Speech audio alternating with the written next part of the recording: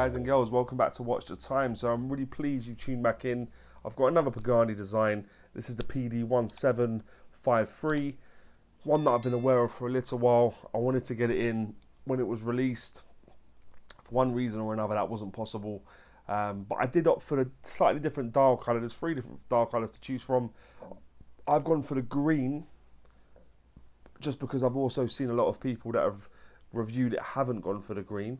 So I wanted to see what it looked like. They're obviously not going to get any points for originality in terms of the design. It's a sort of copy and paste jobby.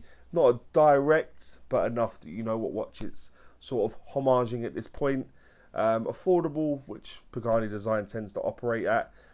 The only problem they have at this point is they're very hit and miss. They have produced some excellent watches in 2022, and for me, they definitely are trying to claw back their reputation. They've done so in many respects, and some other watches maybe not so much. Where does this fit in there? There's one end of the spectrum or the other, somewhere in the middle.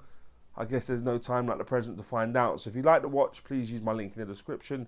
It is an affiliate link, but an affiliate link doesn't cost you any more. Does make your life a bit easier, and I get a bit of a kickback to say thank you. But I'll stop going on, and with that being said, let's get the camera turned around and get on with it. Hi guys and girls, so this is the watch. Usual sort of packaging again from Pagani design. Inside you get a blue cleaning cloth. You've got a warranty card, instruction manual down the side, none of which is very helpful really, but the watches are pretty straightforward. 4 links have been removed, push pins as you can see. Got a hang tag in there as well as the inner foam which keeps it safe in transit. And then there's the watch. I'll get all this put to the side for you guys, because obviously I never spend too much time on the packaging on these watches. Packaging is extremely primitive, but given the price of these watches, not very surprising. But the model number for this is the PD-1753. It's quite obvious what this watch is paying homage to, so yeah, no need to really go over that too much. Have they done a good job? I guess we'll find out just now. So inside it's running an automatic Seiko NH35 movement. I'll bring some information up about that movement now so you can have a look. Rugged, reliable movement, no problems with the movement. 24 joules, 21,600 beats per hour. 41 hour power reserve. Runs well within the parameters in terms of minus or plus per day. This is running 7 seconds fast per day, but I think all of us will take that all day long. That's good timekeeping from my perspective, especially for an affordable automatic watch at this point. So yeah, the Seiko NH35, also known as the 4R35 when in Seiko watches. The construction of the watch, aside from the crystal on the front and back, is all 316L stainless steel. So that's the case, which is all brushed. It's got a faceted edge running through the length of the side of the case. The bracelet, again, all brushed. The nice curvature, they've done a faceted edge, but that's also brushed. Butterfly clasp, polished on the inside, brushed on the extremities of the bracelet. And the exhibition case back is stainless steel on the outside, crystal on the inside, and we'll talk about that in just a few moments. Crown also, and fixed bezel, all 316L stainless steel. The case thickness of this watch is 11.7 millimeters. The case diameter, I measure sort of from there to there. Without the crown, it was coming at 40.1 millimeters, and with the crown, it was coming at 43.4 millimeters. The lug width on this is 26, given the fact it does protrude quite a lot. That does taper down to 20 mil at the clasp, and there is a little bit of an issue with the integration there, but we'll talk about that in a few moments. The lug to lug at the shortest point in terms of the case, it was coming in at 45.1 millimeters. That does overhang quite a bit with those sort of the integrated end links on the bracelet and stuff. It does come in at 50.1 millimeters. The case back, I'll show you one more time. As I said before, it's a exhibition case back, just showing off the Seiko movement. If I can get it to focus, there we are. And there's some information going around the outside, screwed down, and it is mineral crystal on the back. But there you are. That's just showing off the movement inside. The bezel is a fixed bezel. It is a high polished bezel. The only real element aside from the faceted edge on this side of the case that is polished. So it's all polished, high polished bezel in keeping with the watch's homaging. And the crown is situated at the 3 o'clock Nice size crown, good purchase, screw down crown, and we'll cover that in a few moments when I look at the dial as well. As I said, the bracelet is stainless steel, nice brushing on it, nice finishing, tapers down a little bit as well, which is nice. Butterfly clasp, the double pushers one either side, so it makes it easy to open.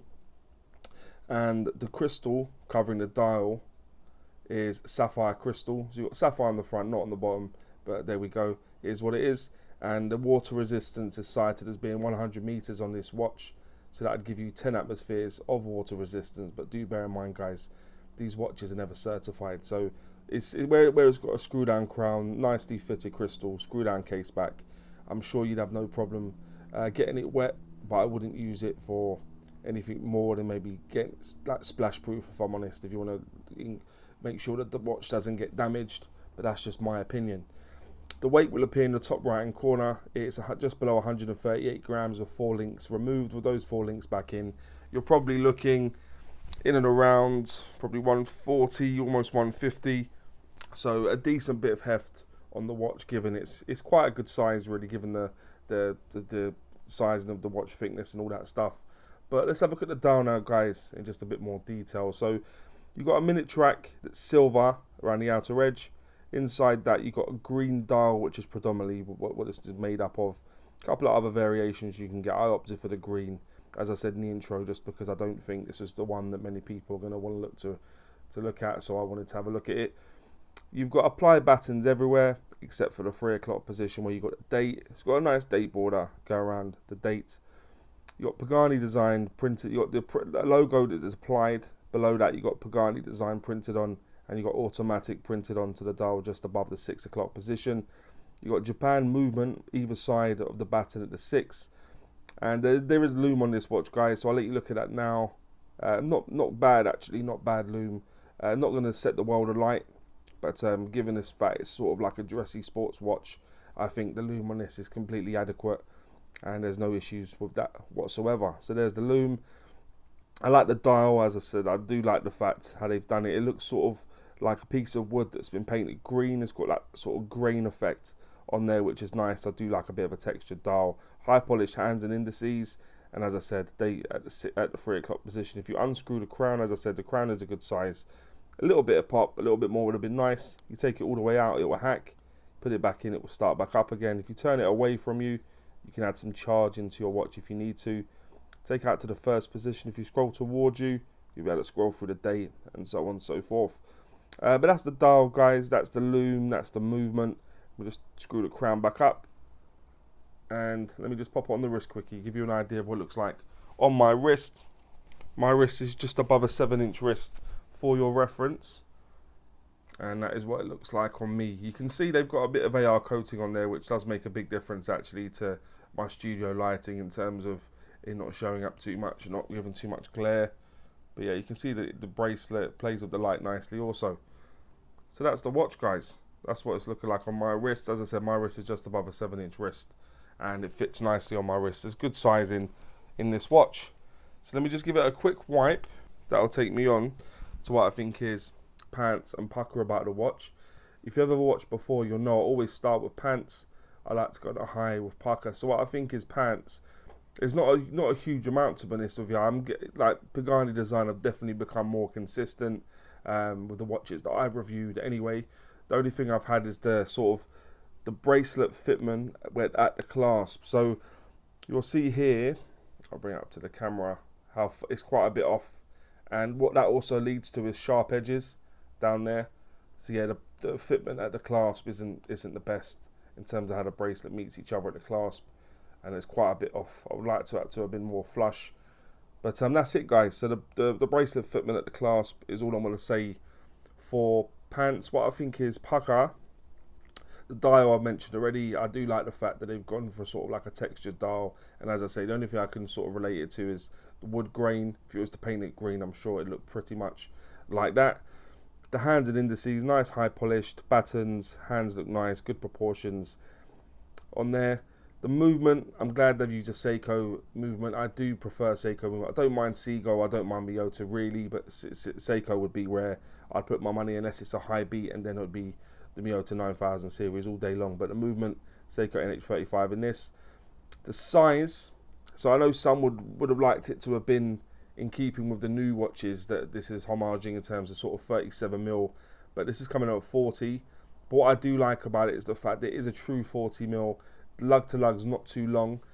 Given the way it integrates, it does actually fit on the wrist nicely, and also a sort of 11.5mm thick roughly. That's good. That's a good thickness for this watch. Not too thick, which tends to be the case at times. So the size is good. The finishing, once again, the brushing, you see the way it plays with the light. The brushing is very consistent. The faceted edge is very nice. So yeah, the finishing is definitely improving. The bracelet, aside from where it meets there, no real sharp edges, and it's very well finished. There's a beveled edge at the side of the bracelet, which is cool as well, which helps with it not being too sharp. But yeah, the bracelet and the general look, I think they really nailed this, to be honest. It's not a direct copy. You can see what it's trying to homage, but I think they've done really well with this watch. Yeah, very, very nice proposition. In and around £100, I think this is a lot of watch. So just to surmise what I think is Pukka, is I'll go with the dial, hands and indices, movement, size, finishing, bracelet, and general look are what I think is Pukka. And would I recommend this watch? Definitely. The only thing you're going to face is it will be difficult to sort of put a different sort of bracelet or something on this, but hopefully yours don't come with that fit. But generally, I think this is a great, solid proposition from Pagani Design, and if of the watch they're homaging, this is the best one, best example that I've had in. So yeah, to be applauded. So yeah, I definitely recommend this watch, guys and girls. But please let me know what you think about this watch, and maybe any other watches you may want to see on the channel. And as always say, don't forget to like, subscribe, and always watch the time. Take care, guys. All the very best.